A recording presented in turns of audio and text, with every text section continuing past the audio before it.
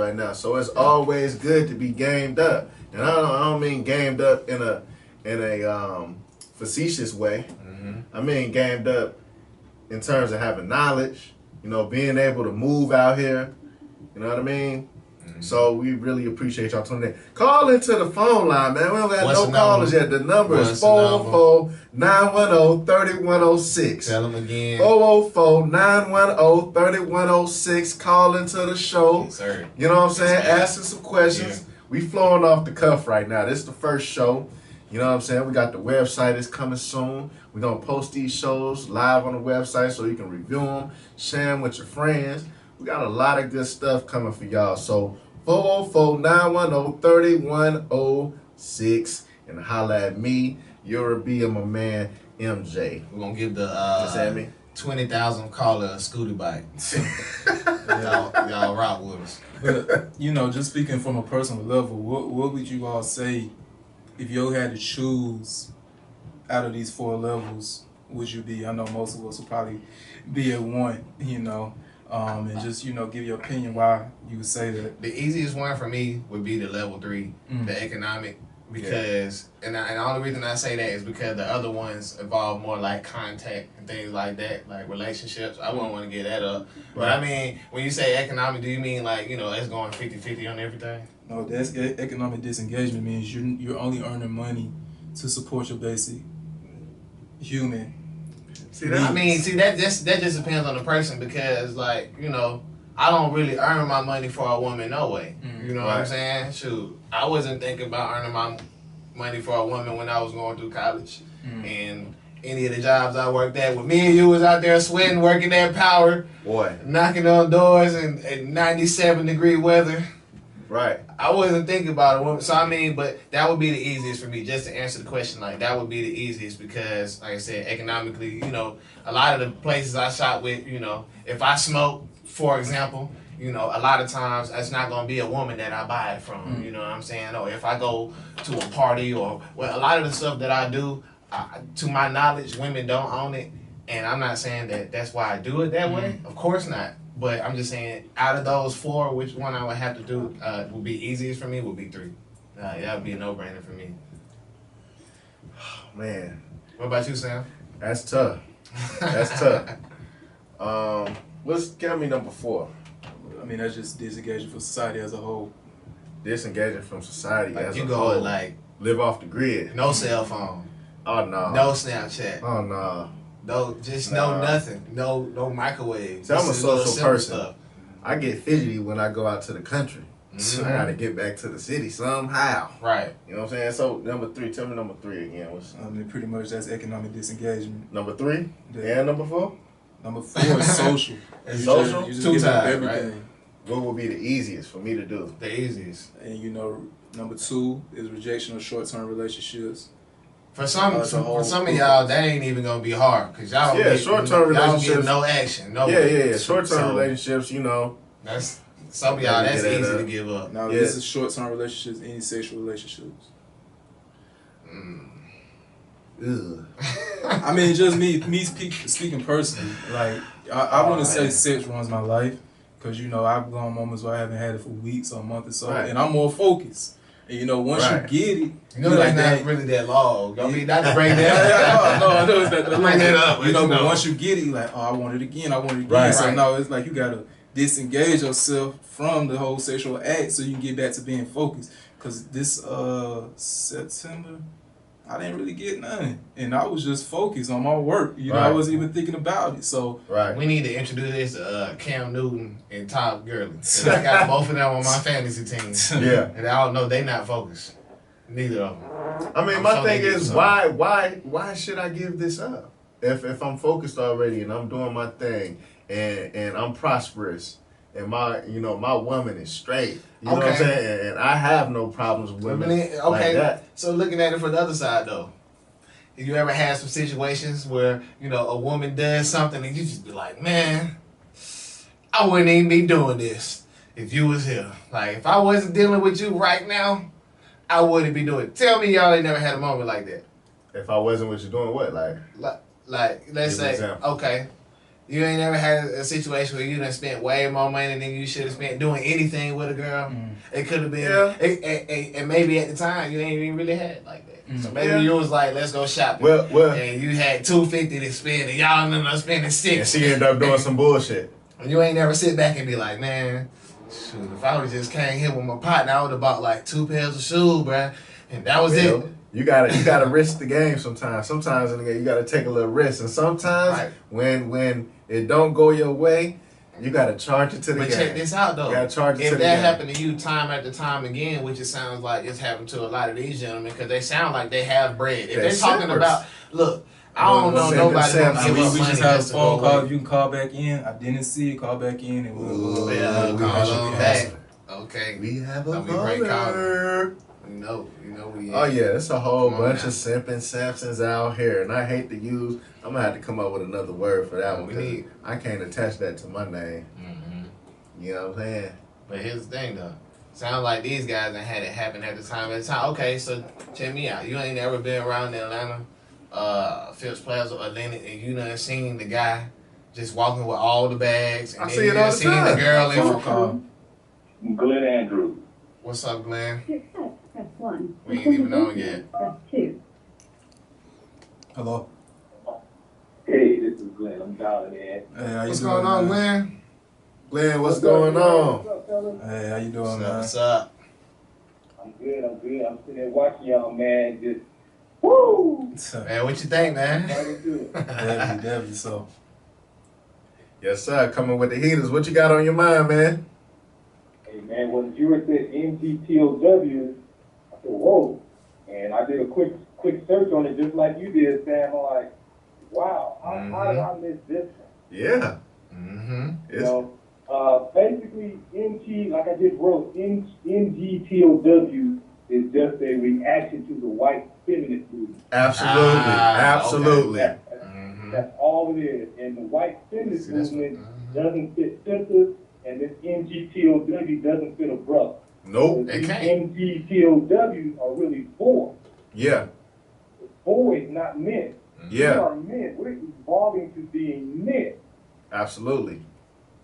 And so MGTOW, these dudes is really just falling short of just cutting off the testicles and cutting off the nutsack and just going without being like men, baby. One step away, brother. Right. One step away. So, Glenn, let me ask you You know? something. Let me ask you something, Glenn.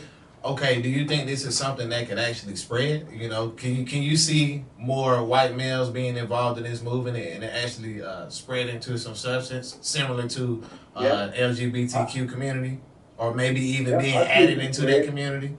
Because you can take little bits of what Trump is doing with this thing, and it's kind of connected. Somebody said it earlier.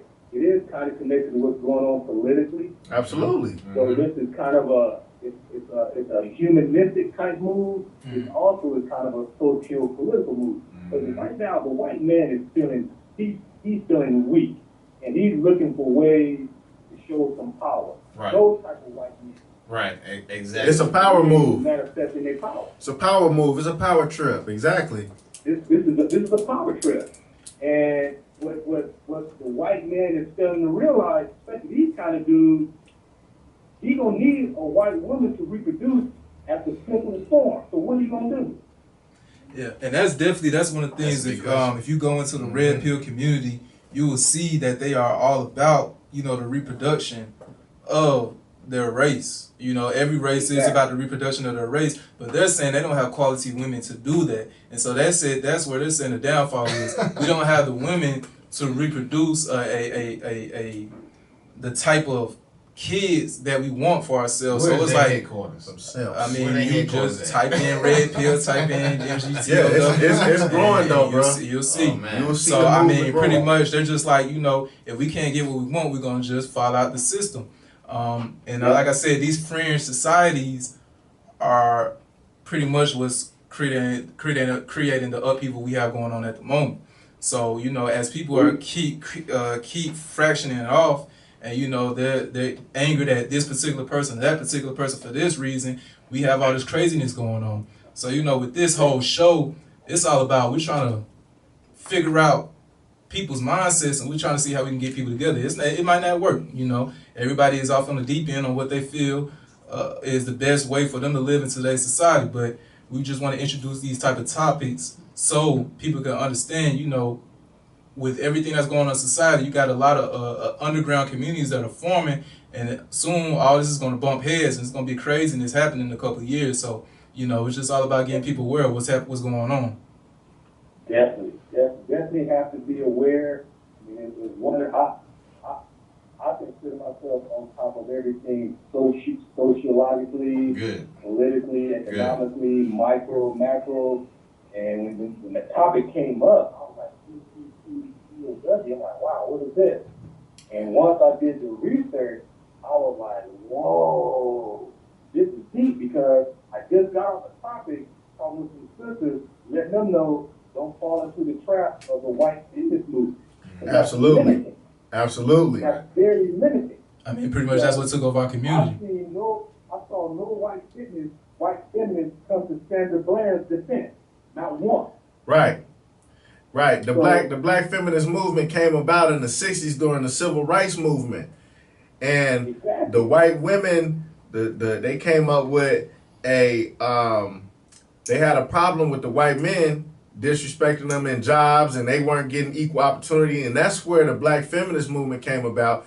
And they needed numbers so that they can look better, and they started recruiting black women. The only reason that there can't be a black feminist is because what have black men done? Now, there's a lot of bad men out here who put their hands on women and treat women like hell, you know? But at the same time, we're talking on a grand scale. We're talking on an economic scale here. So when has black men ever held a position of power, really, to disrespect a black woman?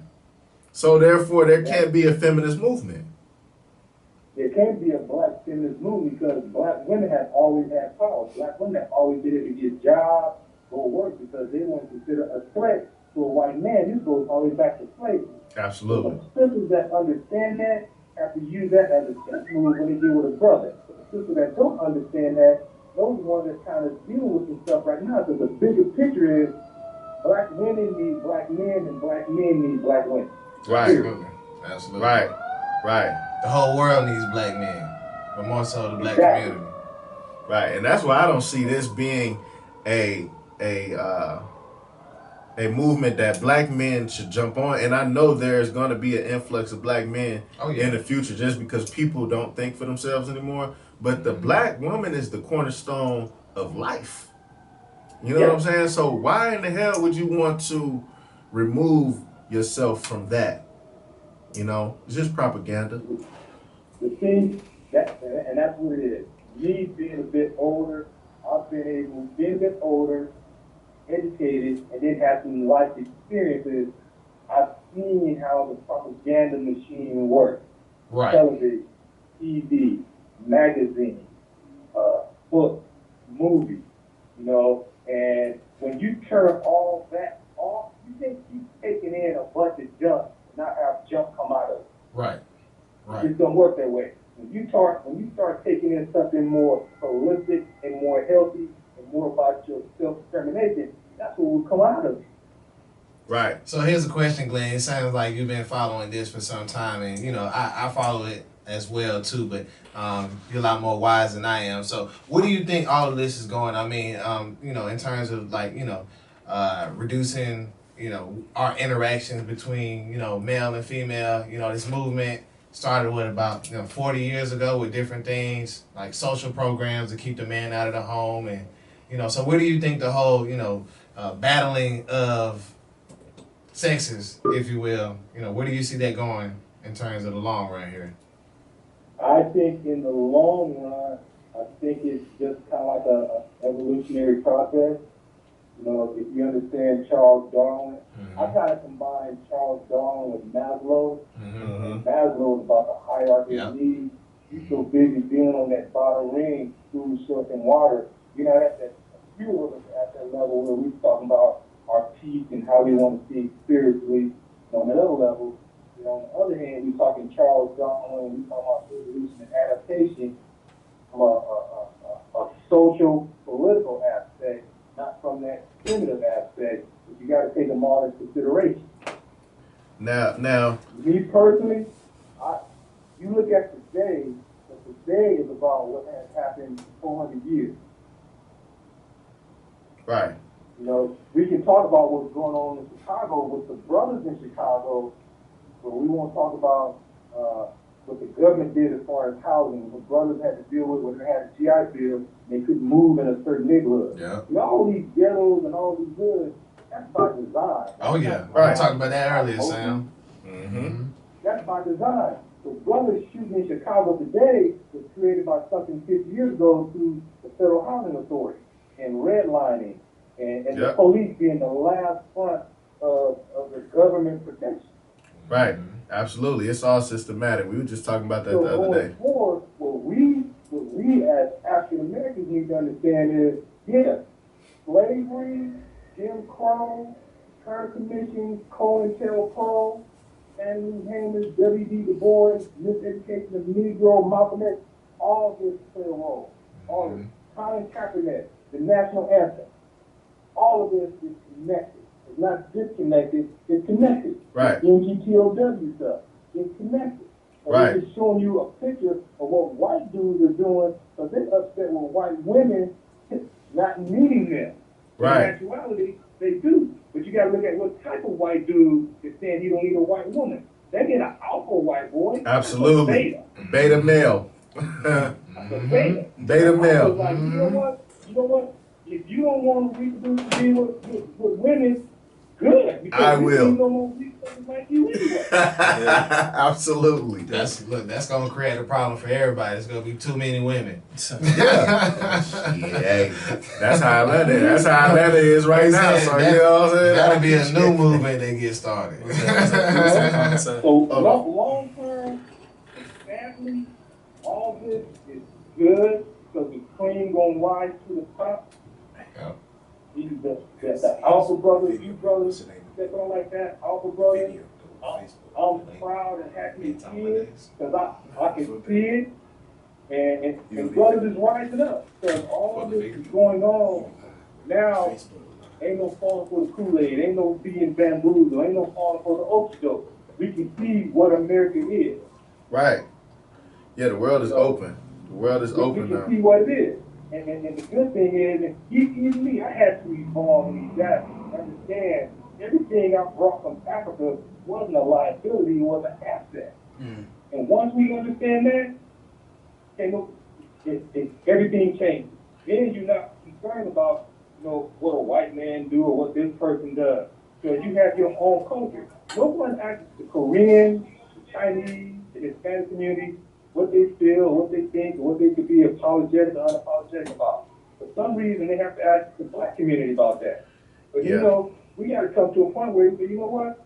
I don't have to answer to you anymore. Period. Right. And be stealth about it too. Yeah. Learn how to be stealth. Can't run you out. That's how we got to learn from the history. We got to learn from COINTELPRO, and that's what I was gonna segue into next. Men going their own way. I wanted to speak more about the solutions because we got about 15 minutes left. What do we need to do? Not only as black men, because this is a show that we want to target to everybody, but we're gonna speak from the black male perspective. So what do we need to do as black men? We need to come together. We need to be strategic. We need to understand economic science. We need to understand that instead of, doing things that don't mean, that are not going to progress you, you need to start thinking on your own terms and moving on your own terms and moving to your own tune and not letting other people dictate your life. There's so many people that fall into these jobs or fall into these situations where they don't have control of that. It is get up and they on autopilot. They don't sit down and think. You know what I'm saying? And a lot of black men get pushed into that box. You got to stop, sit back, and analyze the situation. It happened for me in college. I read The Miseducation of the Negro, and it turned me damn near rebellious a little bit. You know what I'm saying? I'm talking to my family after I graduated from college and everything, and they say, "Oh man, you shouldn't say that." I'm like, "Damn, well, you wanted me to go to college now. I got a little knowledge. Now you don't want me to talk." You know what I mean? You know, So you know what that is? That's fear. absolutely. So I went through the same thing. I'm a Morehouse man. I got a hold of W.B. Du Bois, Malcolm X. Then there's this book by Ralph Ginsberg called 100 Years of Lynching. And all it is a book of news articles of lynching throughout the South and throughout the United States. And just because of the way my dad was, I had a whole different mentality. But you've been told so much about what a black man or black people are. When you start uncovering all that and start digging a little deeper, you realize somebody's been lying. Right. And it's a bunch of lies. You know? So when you find out the truth, it's gonna be hard, it's gonna be difficult, but then you gotta flip it around. Because if we were slaves, if we were captives and slaves, and you can be out in a field and work from sun up to sundown, what kind of individual, how strong is that individual? Right. And those are the little nuances of that period of time we need to flip around and not look at it as a time of weakness, but as a time of pain, but it also builds strength and character. Because no other people could have gone through what we've gone through and still be standing how we stand today. So we got to look at it more as an asset, as a liability, and look at the strength of it versus the weakness. Right. Every negative situation can definitely be turned into something beneficial. Yeah. Build on. Yeah. Build on. Solutions. We got to read. We got to get off this thing that being intelligent and being able to speak and being able to read is a white thing. That's huge. I know. That's what's hurting us. I don't know any other culture that does that. Are intelligent, but they don't know how to express it either through writing or speaking, being able to articulate. Right, that comes through the school systems, and well, it really starts. It starts at home. It starts at home. Because I mean, I got a real life story. I mean, that happened to me. You know what I'm saying? Perfect example. I was in the magnet program, like in elementary and middle school, but because like where I grew up at, you know, all my homeboys, you know, like, what you doing, man? You going to the magnet school? You gotta get on the bus all early. Yeah. What you doing? You come home all late. What y'all doing over there? You know, just pretty much. And then the kids who were at the other school, you know, because we're in a different curriculum, we change class and stuff at different times. You know, a lot of times they like try to like look down on us and look at us like we were square. Anybody who know me know I'm not a square. But at the same time, you know, for across the board, you know, for a lot of young black males who could be in those programs, they would rather be in the regular school and do bad with their friends rather than be ostracized for doing good. I mean, I'm one of the I'm the only one of my friends really, you know, until I met people after I got out of school that actually, you know, went to college and graduated. And I actually had a criminal background coming out of high school. I had a felony in the 11th grade. So just to touch on that point though, Glenn, is that, you know, just the education is important. I mean, you have to be able to push yourself. You do have to be able to separate yourself, and you do have to really be able to want the best for you and your family. And I think that in our community, when you have, you know, people who don't see the light at the end of the tunnel, they turn the train around. Totally agree. And you know what? Older brothers in my